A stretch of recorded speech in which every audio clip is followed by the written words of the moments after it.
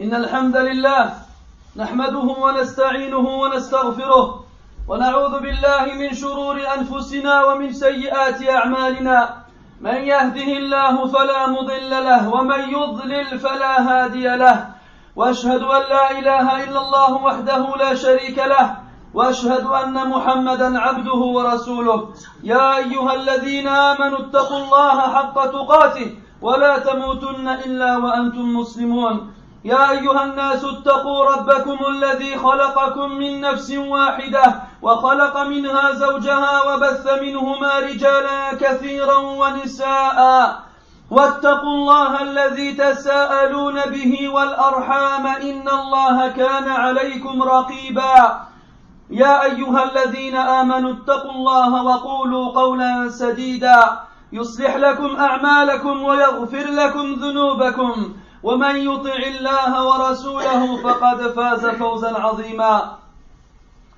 أما بعد فإن أصدق الحديث كتاب الله وخير الهدي هدي محمد صلى الله عليه وسلم وشر الأمور محدثاتها وكل محدثة بدعة وكل بدعة ضلالة وكل ضلالة في النار أما بعد يا عباد الله. Mes frères, la part que l'être humain prend avec lui ici-bas, c'est sa vie. S'il l'utilise de la meilleure façon dans ce qui lui sera profitable dans l'au-delà, alors il aura certes fait le meilleur des commerces. Par contre, s'il ne se sert pas correctement de cette vie qui lui a été donnée et qu'il l'utilise dans la désobéissance et dans les péchés jusqu'à ce qu'il rencontre Allah tabaraka wa ta'ala de cette façon, alors certes, il fera partie des perdants. Et l'intelligent est celui qui se juge lui-même avant qu'Allah subhanahu ne le juge et qui a peur de ses péchés avant qu'il ne soit pour lui une cause de sa perte.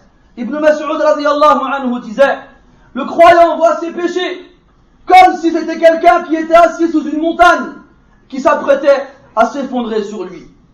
Combien de personnes se sont obstinées sur des petits péchés à un point où ils s'y sont habitués et pour eux, ils n'avaient pas de valeur et ils n'ont pas pensé une seule fois à la grandeur de celui à qui il désobéit. Et à cause de cela, ce fut une cause de sa mauvaise fin. Anas ibn Malik radiyallahu anhu disait aux gens de la génération qui a suivi celle des Sahaba radiyallahu anhum, il leur disait: vous accomplissez des actions qui sont à vos yeux plus fins qu'un cheveu. Nous les considérions du vivant du prophète sallallahu alayhi wa sallam parmi les péchés capitaux. Allah subhanahu wa ta'ala a attiré l'attention de tous les croyants dans son livre sur l'importance de mourir et de finir sa vie de la meilleure façon, en disant: ô vous qui avez cru, craignez Allah comme il se le doit et ne mourrez qu'en étant musulman et ne mourrez qu'en étant soumis. Et Allah subhanahu a dit: et adore ton Seigneur jusqu'à ce que la certitude te parvienne. Et bien entendu, la certitude ici, c'est la mort. C'est-à-dire, mes frères, que l'ordre qu'Allah nous a donné de le craindre et de l'adorer est continu jusqu'à la mort. Pourquoi? Afin qu'en mourant, nous concluions cette vie de la meilleure façon. Sahl ibn Sa'd ibn as-Sa'idi radiyallahu anhu nous rapporte qu'un homme parmi les musulmans, durant une des batailles avec le prophète sallallahu alayhi wa sallam, a combattu vaillamment, a combattu comme un lion plein de fougue. Les Sahaba radiyallahu anhum furent étonnés de sa vaillance et son courage et sa force, à un point où ils dirent: personne n'a combattu aujourd'hui comme celui-là. Le prophète sallallahu alayhi wa sallam, en les entendant parler, dit quant à lui, il fait partie des gens de l'enfer. Alors les Sahaba radiyallahu anhum furent étonnés en entendant cela et dirent: qui de nous fait partie des gens du paradis si celui-ci fait partie des gens de l'enfer? Alors un homme parmi ceux qui étaient présents s'est dit: je vais accompagner cette personne-là que le prophète sallallahu alayhi wa sallam, dont le prophète a parlé comme quoi il fait partie des gens de l'enfer. Je vais l'accompagner discrètement afin de voir qu'est-ce qu'il va faire. Il l'a suivi. Et à un moment, il a vu que cet homme-là fut blessé gravement. Et cet homme-là n'a pas supporté la douleur de la blessure. Alors, il a précipité la mort. Qu'est-ce qu'il a fait? Il a posé son épée par terre et a mis la lame au milieu de sa poitrine et il s'est allongé dessus. Il s'est donc donné la mort. Et l'homme qui a assisté à cette scène revint voir le prophète alayhi salatu wassalam en lui disant: j'atteste que réellement tu es le messager d'Allah. Le prophète alayhi salatu wassalam lui dit: pourquoi donc? Alors l'homme de répondre: la personne dont tu as dit qu'elle faisait partie des gens de l'enfer, les gens ont eu du mal à le concevoir. Je l'ai donc suivi et il a été blessé gravement. Alors il s'est poignardé lui-même et s'est donné la mort. Alors le prophète alayhi salatu wassalam a dit à ce moment-là: l'homme accomplit des actions des gens du paradis dans ce qui est visible aux gens. L'homme accomplit des actions des gens du paradis dans ce qui est visible aux gens, alors qu'il fait partie des gens de l'enfer. Pourquoi? Car il est mort sur une action grave qui aura comme conséquence qu'il entrera en enfer. Et dans certaines versions du hadith, le prophète a dit alayhi salatu wassalam: les actions les plus considérables sont celles qui arrivent à la fin de notre vie. Allah Jalla wa Ala a décrit ses serviteurs pieux et vertueux dans le Coran, comme quoi ils ont réuni entre la peur d'Allah subhanahu wa ta'ala avec l'excellence et la bienfaisance dans les bonnes actions. Il a dit subhanahu: innal ladhina hum min khashyati rabbihim mushfiqun.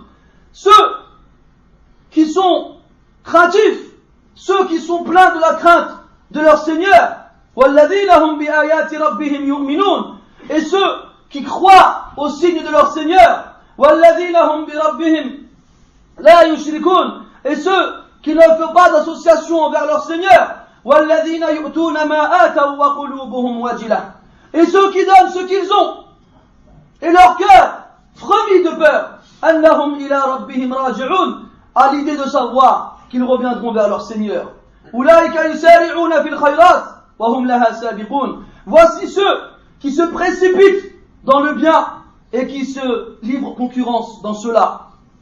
Ils ont peur de leur Seigneur, ils croient en ses signes, ils ne lui font pas d'association, tout ce qu'ils ont, ils le donnent. Comment? Avec le cœur plein de crainte, à l'idée d'être devant Allah le jour du jugement. Et lorsqu'ils se rappellent cette crainte, alors ils se livrent concurrence et se précipitent dans l'accomplissement des bonnes actions. Il faut, mes frères, que la peur de mal finir soit érigée devant nos yeux à chaque instant. Pourquoi? Parce que la peur pousse à accomplir des bonnes actions. Le prophète a dit sallallahu alayhi wa sallam: man khafa adlaj wa man adlaja balagha al-manzil. Celui qui craint un voyage difficile, il voyage de nuit.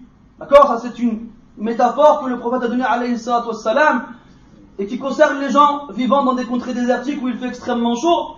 Et comme quoi là, le voyage de journée est difficile à cause de la chaleur. Donc il a dit: man khafa, celui qui a peur de la difficulté du voyage, adlaj, yani safara laylan, il voyage de nuit. Donc il prend ses précautions pour éviter ce de quoi il a peur. Wa man adlaj, et celui qui sort de nuit, balagha al-manzil, arrive à destination. Ala inna sil'ata Allahi ghaliyah. Certes, la marchandise d'Allah est chère. Ala inna sil'ata Allah al-jannah. Certes, la marchandise d'Allah, c'est le paradis.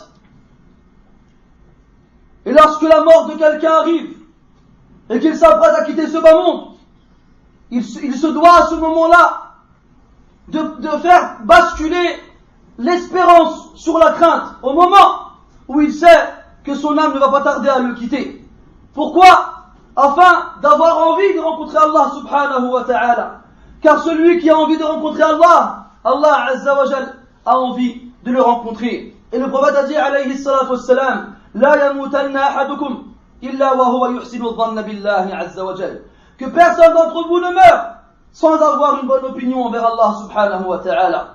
Mais malheureusement, la majorité des ignorants parmi les musulmans se repose sur la largesse de la miséricorde d'Allah subhanahu wa ta'ala, sur sa mansuétude et son pardon. Alors, ils se lâchent dans les péchés en pensant qu'ils mériteront le pardon d'Allah azza wa jal. Et ceci est une erreur grave et une indication claire qui montre la perte évidente. Certes, Allah Ta'ala est pardonneur et miséricordieux, mais il est aussi dur en châtiment. Allah nous informe dans le Coran et il ordonne au prophète alayhi salatu wassalam de dire aux gens: Nabbi ibadi, informe mes serviteurs, أني أنا الغفور الرحيم, que je suis le pardonneur et le miséricordieux, وأن عذابي هو العذاب الأليم, et que mon châtiment est le châtiment douloureux. Ma'rouf al-Karhi rahimahullah, un peu prédécesseur, disait: ton espoir envers la miséricorde de celui à qui tu désobéis est une folie. Est une folie. Mes frères, nous allons voir rapidement les causes qui donnent comme conséquence une mauvaise fin. Premièrement, at-taswif bit-tawbah, le fait de reporter toujours en disant bientôt, bientôt je me repentirai. Sachez mes frères que le fait de se repentir à Allah Azza wa Jal de tous nos péchés est obligatoire pour chaque personne responsable, à chaque moment de sa vie, comme Allah dit dans le Coran, et repentez-vous vers Allah tous ensemble, ô vous les croyants, afin que vous réussissiez. Le prophète sallallahu alayhi wa sallam, à qui Allah tabaraka wa ta'ala a pardonné tous les péchés, se repentait à Allah dans la journée 100 fois. Comme le prophète a dit alayhi salatu wa sallam: ô vous les gens, repentez-vous à Allah, car certes, je me repens à Allah dans la journée 100 fois. Et il nous a informé aussi alayhi salatu wa sallam que celui qui se repent de son péché est comme celui qui n'a pas de péché. Et sachez que parmi les ruses avec lesquelles Iblis trompe les gens et avec lesquelles il réussit le plus, et de leur dire en eux-mêmes bientôt, bientôt, pas encore, pas encore. Il leur fait croire à ceux qui font des péchés de ne pas se précipiter dans le repentir. Il leur fait croire qu'ils ont encore devant eux de longues années. Il leur fait croire que s'ils se repentent aujourd'hui et qu'après cela ils retournent dans leur péché, alors leur repentir ne sera pas accepté et il fera alors partie des gens de l'enfer. Il lui fait croire que attends d'avoir 50 ou 60 ans et alors à ce moment-là tu te repentiras d'un repentir sincère. Alors à ce moment-là tu seras à la mosquée toute la journée et tu feras beaucoup de bonnes actions. Quant à aujourd'hui, tu es toujours jeune, tu es dans la fleur de l'âge, alors profite et ne va pas te rendre la vie difficile en faisant des actions obligatoires ou bien des actes d'obéissance. Et c'est comme ça que Shaitan trompe la plupart des gens. Deuxièmement, la longue espérance. Espérer ici et pour longtemps. Et ceci, mes frères, est une des causes du malheur de la plupart des gens. Car Shaitan trahit les gens en leur faisant croire que devant eux, ils ont une longue vie et de longues années qui vont se suivre. Alors, il se met à bâtir dans son esprit des immenses espoirs. Et il fait tout son possible pour pouvoir confronter ces années afin de bâtir tous ces espoirs qu'il s'est fait. Et il oublie l'au-delà et il ne se rappelle pas la mort. Et lorsqu'un jour on lui rappelle la mort, il est agacé et il ne veut pas qu'on lui en parle afin que ça ne va pas lui gâcher les plaisirs de la vie. Et sachez mes frères que lorsque l'être humain préfère ce bas monde à l'au-delà, lorsque l'être humain aime beaucoup ce bas monde, tôt ou tard, sans s'en rendre compte, il le préférera à l'au-delà. Et à ce moment-là, il sera préoccupé par la beauté de ce bas monde, ses ornements, ses plaisirs, et il ne pensera pas à construire sa demeure dernière dans l'au-delà, auprès d'Allah tabaraka wa ta'ala dans son paradis. Ali ibn Abi Talib radiyallahu anhu avait extrêmement peur de deux choses: le long espoir et le fait de suivre ses passions. Il disait quant au long espoir, il fait oublier l'au-delà. Et quant au fait de suivre ses passions, il détourne de la vérité. Et Abdullah ibn Umar radiallahu anhu me disait: le prophète sallallahu alayhi wa sallam a pris mon épaule et m'a dit: sois dans ce bas monde comme si tu étais un étranger ou quelqu'un de passage. Et Ibn Umar radiallahu anhu me disait: lorsque tu arrives dans le soir, n'attends pas le matin. Et lorsque tu arrives au matin, n'attends pas le soir. Et profite de ta santé avant ta maladie et de ta vie avant ta mort. Troisièmement, aimer le péché et s'y habituer. Lorsque l'être humain s'habitue à faire des péchés sans s'en repentir, Shaitan alors en profite pour envahir son esprit jusqu'au dernier moment de sa vie. Et lorsque les gens qui sont proches de lui essayent de lui faire répéter la ilaha illallah avant de mourir, la seule chose qui sort de sa bouche est le péché qu'il avait l'habitude de faire. Mes frères, le prophète alayhi salatu wassalam nous a informés sur des signes qui indiquent une bonne fin. Et lorsque la personne meurt sur l'un de ces signes, c'est un bon signe et c'est un bon présage et c'est aussi un moyen d'être optimiste. Parmi cela, la personne qui meurt en disant la ilaha illallah, le prophète a dit alayhi salatu wassalam, celui qui a comme dernière parole la ilaha illallah rentre au paradis. Deuxièmement, celui qui meurt après avoir revêtu le vêtement de l'ihram, de la sacralisation quand on fait le pèlerinage. Le prophète a dit alayhi salatu wassalam concernant un homme qui fut écrasé par sa chamelle, lavez-le avec de l'eau et du jujubier et recouvrez-le dans ses deux vêtements, al-rida wal-izar, et ne couvrez pas sa tête car il sera ressuscité le jour du jugement mulabbiya en disant labbaik Allahumma labbaik at-talbiya.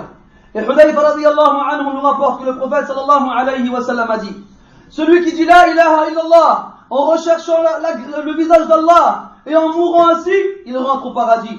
Et celui qui jeûne un jour en recherchant l'agrément d'Allah et son visage et qui meurt ainsi, rentre au paradis.